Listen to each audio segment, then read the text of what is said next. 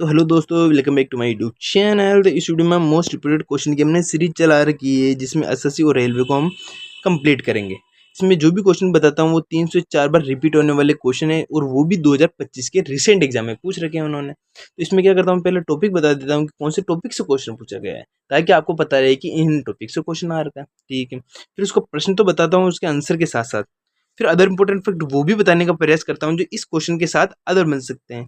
क्योंकि हमें एक ही क्वेश्चन नहीं करना, फिर एक क्वेश्चन से रिलेटेड अदर वो क्वेश्चन भी करने हैं जो आने वाले एग्जाम में आपको 2 से 3 नंबर आसानी से हंसते खेलते दे सके। तो आपको क्या करना है, चैनल को सब्सक्राइब करना है, क्योंकि हम इसमें 12 से 13 मिनट की वीडियो में आपको 1 से 2 नंबर आसानी से देने का प्रयास कर सकते हैं। कुछ भी नहीं करना है, अपने दोस्तों तक शेयर करना है, चैनल को लाइक करना है, सब्सक्राइब करना है, ताकि आने वाली वीडियो में हम और भी इम्प्रूवमेंट कर सकें। और जो हमें कमियां रहती है वो हमें कमेंट में बताएं, क्योंकि हम हर कमियों को पूरा करेंगे तभी तो आपको आने वाले एग्जाम में और से ज़्यादा हेल्प कर सकेंगे। ठीक है, तो बिना देरी के वीडियो स्टार्ट करते हैं।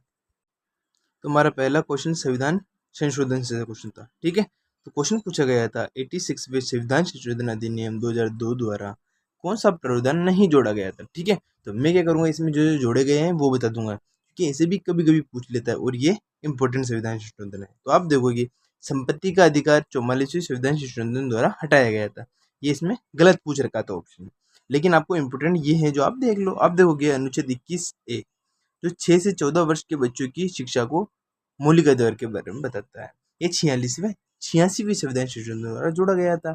और जो अनुच्छेद 45 है, ये बचपन की देखभाल और शिक्षा डीपीएससी से संबंधित है। समझ में आ गया। और जो अनुच्छेद 51(1) के है, वह माता पिता का कर्तव्य है कि बच्चों की शिक्षा का अवसर उन्हें प्रदान करे। ये 86वें संविधान संशोधन द्वारा जोड़ा गया था।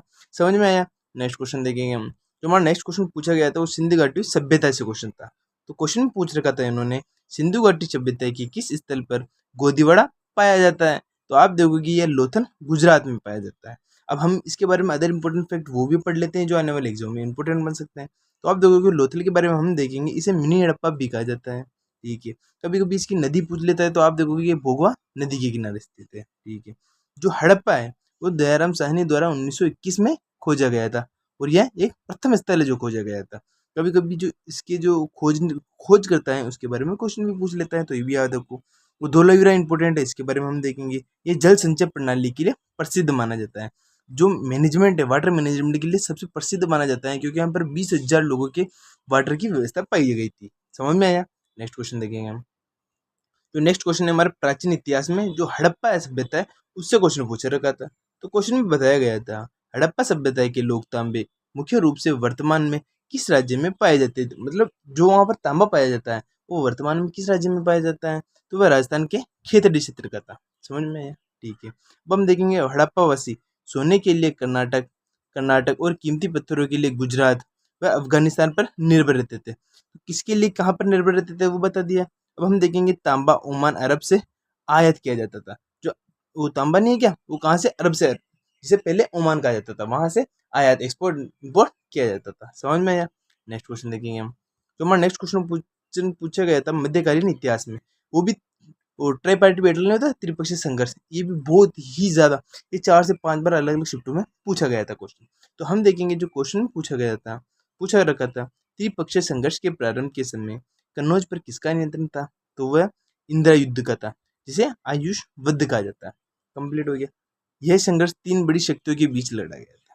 कभी कभी पूछ लेता है वह शक्तियां कौन कौन सी है, पाल थी, प्रत्यार और राष्ट्रकूट। ठीक है, कन्नौज उस समय उत्तर भारत की सत्ता और समृद्धि का प्रतीक माना जाता था। अभी क्यों माना जाता था मैं बता देता हूँ। तो ये जो क्षेत्र था ये यहाँ का क्षेत्र था।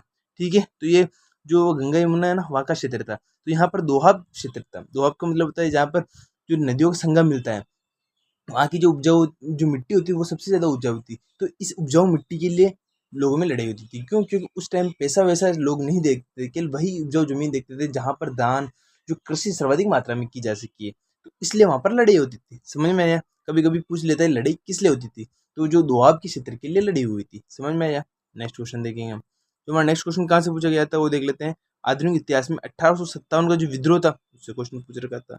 तो क्वेश्चन में पूछ रखा था 1857 के विद्रोह के बाद अंग्रेजी ने किस मुगल सम्राट को रंगून निर्वासित कर दिया था। रंगून का मतलब होता है जो अपना म्यांमार, उसे रंगून कहा जाता था पहले। तो उन्होंने बहादुर शाह जफर द्वितीय को भेजा था। समझ में आया। ठीक है, उनकी मृत्यु कभी 1862 में रंगून में हुई। जिसे अभी के टाइम में म्यांमार कहा जाता है। ये हो गया, ठीक है। वे मुगल साम्राज्य के अंतिम शासक थे और एक प्रसिद्ध उर्दू कवि थे, ठीक है। कभी कभी पूछ लेता है कि वे किस भाषा में कवि माने जाते थे, तो उर्दू के कवि थे। कंप्लीट हो गया। नेक्स्ट क्वेश्चन देखेंगे। तो हमारा नेक्स्ट जो क्वेश्चन पूछ रखा था, किससे पूछ रखा था उन्होंने, भारतीय स्वतंत्रता संग्राम में जो प्रसिद्ध नारे जो बताए रहते हैं ना, तो मैंने कुछ नारे जो इम्पोर्टेंट पूछे जाते हैं वो भी बता दिया आपको। इसमें जो क्वेश्चन पूछ रखा है, स्वराज मेरा जन्मसिद्ध अधिकार है और मैं इसे लेकर रहूंगा, ये प्रसिद्ध नारा किसके द्वारा दिया गया है, तो ये प्रसिद्ध नारा बाल गंगाधर तिलक द्वारा दिया गया। ये हो गया कंप्लीट। अब इसके जो अदर इंपॉर्टेंट फैक्ट है वो भी देख लो। तिलक को लोकमान्य नाम के नाम से भी जाना जाता है, ठीक है। उन्होंने जनता के राष्ट्रवाद जगाने के लिए एक तो केसरी और एक मराठा समाचार पत्र का भी प्रकाशन किया था, ताकि लोगों को इनके माध्यम से सूचित किया जा सके। कंप्लीट। नेक्स्ट क्वेश्चन देखेंगे। तो नेक्स्ट जो क्वेश्चन पूछा जाता है वो कला एंड संस्कृति नहीं था, आर्ट एंड कल्चर में बुक से क्वेश्चन था, जो राजतरंगी से इसके बारे में बताइए, किसके इतिहास के बारे में बताती है, इससे क्वेश्चन पूछा गया था। तो हम देखेंगे राजतरंगी की रचना किसके द्वारा की गई थी और ये किस क्षेत्र का इतिहास बताती है। तो राजतरंगिनी एक तो कल्हण द्वारा लिखी गई थी, ठीक है, और किसके इतिहास बताती है, कश्मीर का इतिहास बताती है। कंप्लीट हो गया, ठीक है। अब कौन सी शताब्दी थी वो भी बता देता हूँ। हम देखेंगे इसे भारत का प्रथम वास्तविक ऐतिहासिक ग्रंथ माना जाता है। एक तो क्वेश्चन ये बन सकता है, और दूसरा बन सकता है यह 12वीं शताब्दी में संस्कृत भाषा में लिखा गया था, ठीक है। कौन सी भाषा में था, ये संस्कृत भाषा में लिखा हुआ है, और शताब्दी भी पूछ लेता है कभी कभी। 3 क्वेश्चन बता दिए एक्स्ट्रा। नेक्स्ट क्वेश्चन देखिए हम। तो नेक्स्ट क्वेश्चन पूछा गया था भूगोल और जनगणना में से क्वेश्चन था। आपको पता है कि जो रेलवे एसएससी जनगणना से हमेशा क्वेश्चन पूछती रहती थी, तो उनकी कभी जो ग्रोथ होती है ना, उससे क्वेश्चन था। तो देखेंगे 2001 से 2011 के दौरान भारत के किस राज्य में नकारात्मक जनसंख्या वृद्धि दर दर्ज की गई थी, तो वह नागालैंड में की गई थी। कभी कभी इसका प्रतिशत भी पूछ लेता है, तो आप याद रखते हो -58% दर्ज की गई थी। इसका मतलब होता है कि जो जनसंख्या है ना, जैसे कि पहले जनसंख्या 10 थी, तो अब जो जनसंख्या हम करने गए तो वहां पर 10 न होकर 8 हो गई, इसे कहते हैं नकारात्मक हो गया, ठीक है। 2011 की जनगणना के अनुसार सबसे अधिक जनसंख्या वृद्धि किस राज्य में दर्ज की गई, वो मेघालय में दर्ज की गई। कंप्लीट। केरल में जो जनसंख्या वृद्धि दर सबसे कम बढ़ी, मतलब जो वहाँ पर पहले ही जनसंख्या वृद्धि सबसे ज्यादा थी, तो वहाँ पर इस बार कम बढ़ी, ठीक है। नेक्स्ट क्वेश्चन देखेंगे। तो नेक्स्ट क्वेश्चन पूछा गया था करंट अफेयर से क्वेश्चन था, जो रक्षा और मिशन से क्वेश्चन हमेशा पूछे जाते हैं। तो ये तो क्या इंपॉर्टेंट बन सकते हैं, इसमें जो उनकी जो थीम होती है ना, वो कभी भी किसी भी एग्जाम में पूछ लेती है, तो ये एक इंपॉर्टेंट थी, इसलिए वापस मैंने लिखा दिया आपको। तो वायुसेना दिवस 2025, ठीक है, इससे क्वेश्चन था। भारतीय वायुसेना का 93वां स्थापना दिवस हिंडन एयरफोर्स स्टेशन गाजियाबाद में आयोजित किया गया, ठीक है। कहाँ आयोजित किया गया पता चल गया ना। इसकी थीम भी देख लो आप, अचूक, अभेद व सटीक हो गया, ठीक है। दूसरा जो इम्पोर्टेंट क्वेश्चन बन सकता है, जल जीवन मिशन मार्च 2026 की रिपोर्ट के अनुसार भारत के लगभग 82% ग्रामीण परिवारों में नल से जल कनेक्शन मिल चुका है, ठीक है। किस योजना के तहत, जल मिशन के तहत, ठीक है। महत्वपूर्ण तथ्य में हम देखेंगे यह मिशन 2019 में स्टार्ट हुआ था, और अब तक ये आंकड़ा केवल 17% रह चुका है। मतलब उस टाइम जो इन्होंने स्टार्ट किया था, वो उससे लेकर अब तक इन्होंने 17% कर दिया है, ठीक है। नेक्स्ट क्वेश्चन देखेंगे हम। Next question number, Delhi NCT के लिए विशेष जो प्रावधान दिए गए हैं, जो उससे इंपोर्टेंट आर्टिकल बन सकता है, वो पूछ रखा था, इन्होंने पूछ रखा था भारतीय संविधान का कौन सा अनुच्छेद दिल्ली एनसीटी का विशेष दर्जा प्रदान करता है, तो ये आर्टिकल 239 ए करता है। कंप्लीट हो गया। इसे 69वें संविधान संशोधन अधिनियम 1919 द्वारा जोड़ा गया था, ठीक है। इसके तहत दिल्ली की एक विधानसभा और एक मंत्री परिषद का जो प्रावधान दिया गया है कि वहां पर एक ये चीजें होगी। अनुच्छेद 239 मुख्य रूप से पांडुचेरी के प्रशासन से संबंधित माना जाता है, ठीक है। नेक्स्ट क्वेश्चन देखेंगे। नेक्स्ट क्वेश्चन पूछा गया था किससे, प्रस्तावना में, जो उन्होंने संविधान संशोधन कर रखा है, ये भी 4 से 5 बार अलग अलग एग्जाम में पूछ रखा था, तो मैंने इसमें बताने का प्रयास किया आपको। आप देखोगे कि संविधान संशोधन अधिनियम द्वारा समाजवादी, धर्मनिरपेक्ष और अखंडता शब्द को प्रस्तावना में जोड़ रखा था उन्होंने। तो ये 42वें संविधान संशोधन अधिनियम 1976 द्वारा जोड़ा गया था, ठीक है। और इसे किस नाम से जाना जाता है, वो भी इंपॉर्टेंट बन सकता है। तो इसे लघु संविधान भी कहा जाता है, क्योंकि इसके द्वारा संविधान में बहुत सारे बदलाव किए गए थे, ठीक है। सभी संविधान संशोधन द्वारा नागरिकों के लिए मौलिक कर्तव्य भाग 4 ए द्वारा जोड़ा गया था। समझ में आया। नेक्स्ट क्वेश्चन देखेंगे। जो हमारा नेक्स्ट क्वेश्चन पूछा गया था, भारत का सक्रिय जो ज्वालामुखी है वो कौन सा है, वो मैं बता देता हूँ। वो बेरन द्वीप है, जो अंडमान निकोबार में स्थित है। उससे हर बार क्वेश्चन पूछ रखा था उन्होंने। तो भारत का एकमात्र सक्रिय ज्वालामुखी बेरन द्वीप किस केंद्र शासित प्रदेश में स्थित है, तो वह एक अंडमान निकोबार द्वीप समूह में स्थित है, ठीक है। ये हो गया। अभी अंडमान जो निकोबार, उसमें भी कौन से द्वीप में है, उससे भी कभी क्वेश्चन पूछ लेता है, तो आप डीप में नॉलेज रखो। तो ये दक्षिण एशिया का एकमात्र सक्रिय ज्वालामुखी कौन सा दक्षिण है। ठीक है, ये हो गया। अंडमान निकोबार में ही नारकोंडम द्वीप भी है जो एक सुप्त जो मतलब एक सुप्त ज्वालामुखी के लिए प्रसिद्ध है। मैंने क्या बताया अभी जो मतलब प्रचलन में है, मतलब जो ज्वालामुखी सक्रिय है वो बिरन द्वीप हो गई। ठीक है, अंडमान निकोबार की। लेकिन अंडमान निकोबार की एक ऐसी भी ज्वालामुखी है जो कभी सुस्त है, कभी चलती ही नहीं है, तो वो कौन सी है, नारकोंडम है। ठीक है, जो अगर सक्रिय का पूछ लेता है तो अगर बंद का पूछ लेता है, दोनों याद रख सकते हो। नेक्स्ट क्वेश्चन देखेंगे हम। तो नेक्स्ट क्वेश्चन पूछ रखा था उन्होंने राजा बिम्बिसार का शासन से क्वेश्चन था। उन्होंने क्वेश्चन पूछ रखा था बौद्ध ग्रंथों के अनुसार राजा बिम्बिसार के शासन काल में कितने गांव थे, बताओ। तो वो 80,000 गांव थे। फर्स्ट तो ये कंप्लीट हो गया। दूसरा देखेंगे, बिम्बिसार हर्षवर्धन के संस्थापक थे। ठीक है, उन्होंने सैनिक के नाम से भी जाना जाता था, मतलब उनकी उपमा दी थी। वे महात्मा बुद्ध के समकालीन और उनके संरक्षण माने जाते हैं। समझ में आया। ठीक है, नेक्स्ट क्वेश्चन देखेंगे हम। जो हमारा नेक्स्ट क्वेश्चन कहाँ से पूछ रखा था, उन्होंने पूछ रखा था उदारवादी नेताओं की कार्यप्रणाली से क्वेश्चन था। क्वेश्चन में बता रखा था उन्होंने भारतीय राष्ट्रीय कांग्रेस के प्रथम चरण 1885 से 1905 के दौरान उदारवादी नेताओं के मुख्य रूप से किस पद्धति को अपनाया था उन्होंने, तो उन्होंने संवैधानिक आंदोलन और याचिकाओं को अपनाया था। इंपॉर्टेंट फैक्ट में हम देखेंगे इनकी रणनीति को अक्सर 3Ps के नाम से जाना जाता है, जिसका वो मैं बता देता हूँ। एक तो प्रेयर करना, पिटीशन लगाना और प्रोटेस्ट करना कहा जाता है। समझ में आ गया। प्रमुख उदारवादी नेता कौन कौन से वो भी देख लो। एक तो दादा भाई नौरोजी हो गए। ठीक है, उन्होंने एक वो ट्रेन थ्योरी ऑफ वो लिखी थी ना, मनी के लिए लिखी थी उन्होंने। ठीक है, ठीक है। दूसरा गोपाल कृष्ण गोखले और एक फिरोज शाह मेहता हो गया। ठीक है, नेक्स्ट क्वेश्चन देखेंगे हम। नेक्स्ट जो क्वेश्चन पूछा जाता है वो भूमध्य सागर जलवायु से भी अलग अलग टाइप से क्वेश्चन पूछ रखा है। मैं हर एक क्वेश्चन को टाइप लेने का प्रयास करता हूँ, सारे क्वेश्चन एक टाइप के नहीं बताता इस वीडियो में। समझ में आया।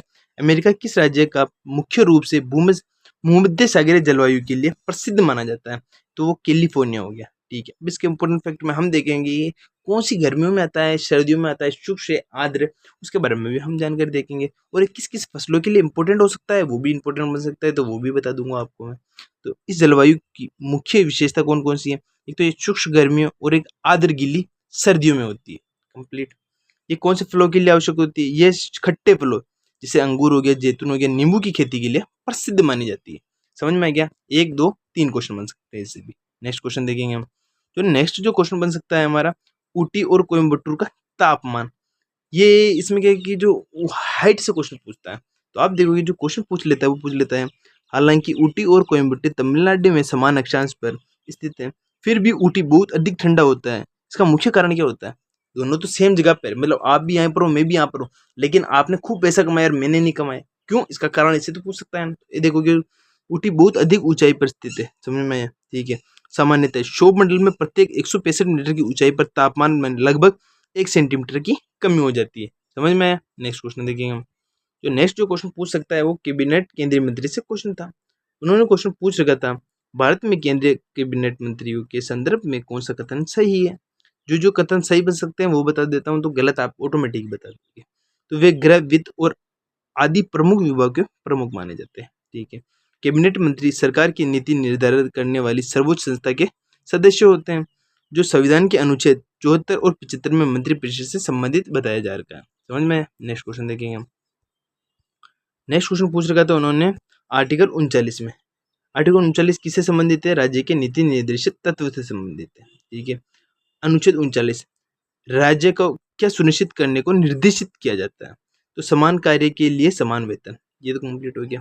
ठीक है, यह राज्य के नीति निर्देशित सिद्धांत जिसे डीपीएसयू कहते हैं, direct principle of state policy का हिस्सा है, जिसे भाग 4 में रखा गया है। समझ में। ठीक है, जो अनुच्छेद 39 का डी है वह विशेष रूप से पुरुषों और महिलाओं दोनों के समान कार्य के लिए समान वेतन की प्रावधान बताता है। नेक्स्ट क्वेश्चन देखेंगे हम। नेक्स्ट जो उन्होंने क्वेश्चन पूछ रखा था, किससे पूछ रखा था, प्रसिद्ध पुस्तक और किसी लेखक से क्वेश्चन था। तो उन्होंने क्वेश्चन बता रखा था poverty and un-British rule in India किसके द्वारा लिखी गई है, तो ये दादा भाई नौरोजी द्वारा लिखी गई है। ठीक है, अब इन्होंने किस नाम से जाना जाता है, दादा भाई नौरोजी को great old man of India के नाम से जाना जाता है। उन्होंने इस पुस्तक में धन के निष्कासन का सिद्धांत बताया है। वे ब्रिटिश संसद के सदस्य होने वाले एकमात्र पहले भारतीय बन चुके हैं। समझ में आया। नेक्स्ट क्वेश्चन देखेंगे हम। जो नेक्स्ट जो क्वेश्चन पूछ रखा था उन्होंने कहाँ से पूछ रखा था वो बता देता हूँ। तो उन्होंने पूछ रखा था अपने प्राचीन भारतीय इतिहास और युद्ध से क्वेश्चन था उनका। तो उन्होंने पूछ रखा था नर्मदा नदी के तट पर वर्धन वंश के सम्राट हर्षवर्धन को किसने हराया था, तो पुलकेशिन द्वितीय ने हराया था। ठीक है, अब पुलकेशिन द्वितीय चालुक्य वंश के सबसे प्रतापी राजा माने जाते थे। एक क्वेश्चन खत्म। यह युद्ध लगभग 618 से 619 में हुआ था। दूसरा क्वेश्चन खत्म। इस विजय का उल्लेख उनके दरबारी कवि रवि कीर्ति द्वारा लिखे गए एवं प्रशस्ति अभिलेख में मिलता है। इस जीत के बाद उन्होंने पुलकेशी द्वितीय ने परमेश्वर की उपाधि धारण की थी। समझ में आया? नेक्स्ट क्वेश्चन देख लेते हैं। नेक्स्ट क्वेश्चन किससे पूछ रखा था? उन्होंने पूछ रखा था भारतीय संविधान में नागरिकता से संबंधित आर्टिकल कौन सा है, इससे भी क्वेश्चन पूछ लेता है। तो पूछ रखा था उन्होंने संविधान के किस अनुच्छेद के अनुसार यदि कोई व्यक्ति भारत में पैदा हुआ है और उसके माता भी भारत में पैदा हुए हैं तो वह भारत का नागरिक माना जाएगा। तो वह आर्टिकल 5 के द्वारा माना जाएगा। ठीक है, अब जो अनुच्छेद 5 है संविधान के लागू होने के समय नागरिकता से संबंधित है। जो और संविधान का जो भाग 2 है उसमें आर्टिकल 5 से 11 सभी नागरिकता से संबंधित माने जाते हैं। नेक्स्ट क्वेश्चन देखेंगे हम। नेक्स्ट जो क्वेश्चन पूछा गया था संविधान संशोधन नगर पालिका से क्वेश्चन और का है वो पूछा गया था। तो उन्होंने पूछ रखा था 74वें संविधान संशोधन अधिनियम 1992 के संबंध में कौन सा कथन सही है। तो उससे रिलेटेड जो इंपॉर्टेंट बन सकते हैं वो बता देता हूँ और इससे अदर जो आएंगे वो गलत हो सकते हैं। तो संविधान में कौन सा, एक तो 9A जोड़ा गया था इसके द्वारा। ठीक है, और इसे संविधान में 10वीं अनुसूची जोड़ी गई थी। ये क्वेश्चन गलत बता रखा था क्योंकि इसमें 12वीं अनुसूची जोड़ी गई थी। ठीक है, यह अनुच्छेद 243 से 243 जेड जी के प्रावधानों से संबंधित है। इसमें 1 और 3 सही थे, मतलब ए बी और 3 कथन दे रखे तो ये गलत दे रखा था, ये दोनों सही थे। समझ में आया? जो 12वीं जो अनुसूची है वह नगर पालिकाओं की शक्ति और उनकी जिम्मेदारी से संबंधित है। और जो 10वीं अनुसूची है वह 52वें संविधान संशोधन 1985 द्वारा जोड़ा गया है जिसमें दल बदलू विरोध के बारे में बताया गया है।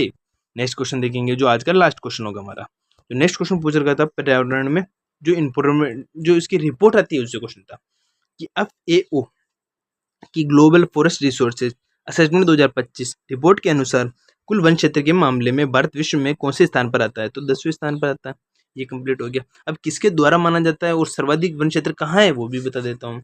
तो FAO इसकी फुल फॉर्म भी इंपॉर्टेंट बन सकती है। तो इसकी फुल फॉर्म होती है खाद्य एवं कृषि संगठन। ठीक है, अब उसका मुख्यालय देख लो, रोम इटली में स्थित है। 2 क्वेश्चन खत्म हो गए, फुल फॉर्म और मुख्यालय। ठीक है, अब इसमें विश्व में सर्वाधिक वन क्षेत्र कहाँ है? तो रूस के पास है। जो इंपॉर्टेंट क्वेश्चन बन सकते हैं मैंने बताने का इस वीडियो में कंप्लीट प्रयास किया है। ठीक है, तो आपको क्या करना है, जो काम बता देता हूँ वो करना है आपको। ठीक है, इसमें क्या करते हैं हम पहले टॉपिक तो बता ही देते हैं, फिर क्वेश्चन बताते हैं, फिर आंसर बताते हैं, फिर अदर इंपॉर्टेंट फैक्ट वो बताने का प्रयास करते हैं जो आने वाले एग्जाम में आपको 2 से 3 नंबर आसानी से दे सकता है या नहीं है। और जो इंपॉर्टेंट फैक्ट बताने का प्रयास करता हूँ वो होते हैं जो आने वाले एग्जाम में आपको 2 से 3 नंबर आसानी से इसलिए देते हैं क्योंकि ये जो क्वेश्चन बता रहा हूँ मैं आपको ये 4 से 5 बार रिपीट होने वाले क्वेश्चन है जो 2025 के एग्जाम में पूछे गए थे। 2 क्वेश्चन खत्म आपका। अगर इसमें कोई कमी लगती है तो हमें कमेंट में बताएं ताकि जो आने वाली वीडियो है उसमें हम आपको संविधान संशोधन के नाम से इस प्रकार जिस प्रकार संविधान में संशोधन होता है उसी प्रकार हमारे वीडियो में हम सोल्यूशन करेंगे। फिर भी आपको लगता है कि नहीं है तो आप जो कमेंट में हमें गाली दे सकते हो दो, क्योंकि हमारा मकसद है आपको आने वाले एग्जाम में 2 से 3 नंबर आसानी से दिलाना। अगर हम नहीं दिला पा रहे तो हमें कुछ कमी है वो हमें बता सकते हो। ठीक है, तो चैनल को सब्सक्राइब करो, मौज करो, बाय।